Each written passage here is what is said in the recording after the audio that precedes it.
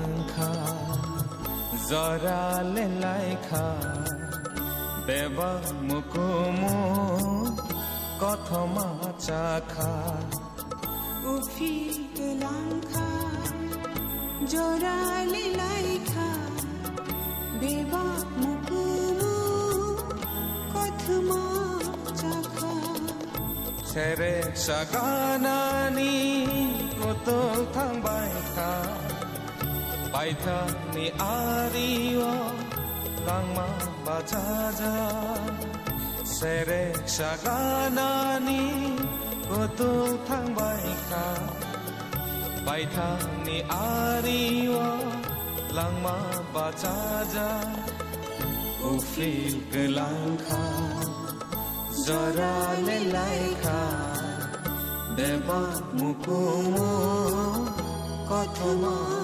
chakha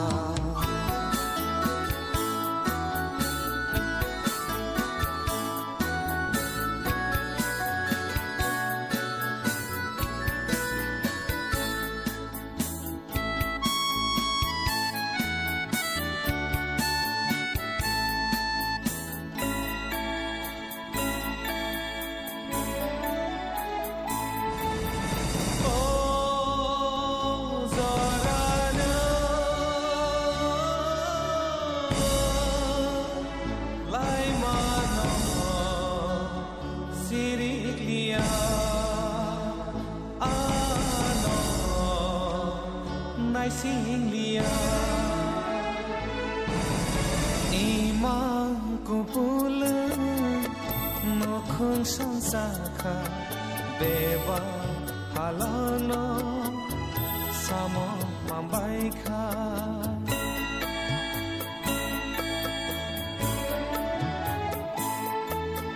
besa betaini maya kupul sadni borani logi boman kha hol aike shanka shao tere langma layo ufil gelangkha zara le laikha beba mukumu kothoma chakha ufil gelangkha zara le laikha beba mukumu kothoma chakha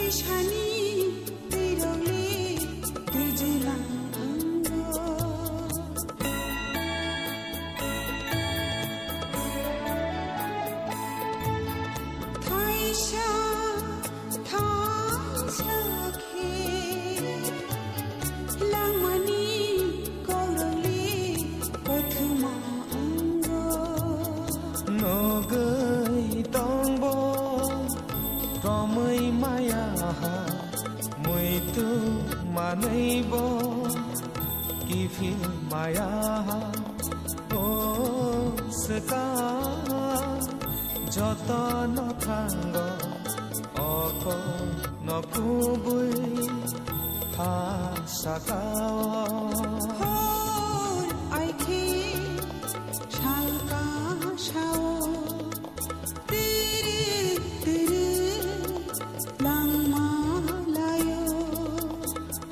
ufil gelangkha zara le laikha beba mukumu kothoma chakha ufil gelangkha zara le laikha beba mukumu kothoma chakha sere saganani kotol thang baikha baitha ni ariwa langma bajaja sere জানি যে আমাদের ত্রিপুরার ছেলে শুভঙ্কর ভৌমিক গত পরশুদিন রাত্রেবেলায় যখন সিয়াচিনে ও ডিউটিরত অবস্থায় ছিল, তখন অ্যাভলেঞ্চ হয়ে বরফের গায়ে লেগেছে।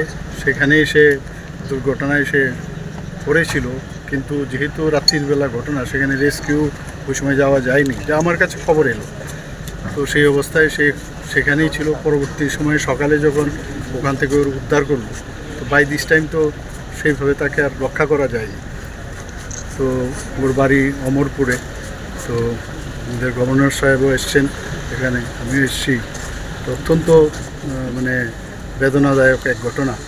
শুনলাম ওর একটা ছোট বাচ্চা আছে, একটা মেয়ে আছে, 1.5-2 বছরের সম্ভব, আমার কাছে যা খবর। তো আমাদের অত্যন্ত মানে আমি বলবো যে একদিকে বীর শহীদ, আমি বলবো যে ডিউটির অবস্থায় দেশকে রক্ষা করতে গিয়ে একটা প্রাণ মানে গেল। তো আমরা ত্রিপুরা সরকারের তরফ থেকে আমরা যা যা করার আমরা নিশ্চয়ই করব, এবং ওনার পরিবারের প্রতি আমার সহমর্মিতা এবং আমার যা যা আমার ব্যক্তিগত তরফ থেকেও যা যা সহানুভূতি আমার থাকবে, আর হেল্প করার আমি ব্যবস্থা করব। विश्व में सबसे ऊंची लड़ाई का प्लेस सियाचिन है।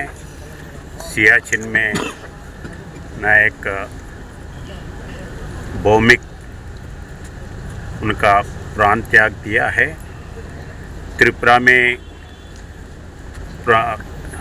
एक सोल्जर प्राण त्याग देना, वो भी डिफ़िकल्ट सिचुएशंस में काम करते हुए, ये त्रिपुरा के इसमें मैं वैसे पुत्र त्रिपुरा से दिए हैं, मैं गौरव मानता हूँ। वो फैमिली के लिए वो बहुत दुखित का बात है। मैं मेरा कंडोलेंस उनके फैमिली के साथ है। उनको भगवान जल्दी से जल्दी फिर वो रीगेन करने के लिए प्रार्थना करता हूँ। नायक भौमिक जी का आत्मा को शांति देने के लिए भगवान को प्रार्थना करता हूँ।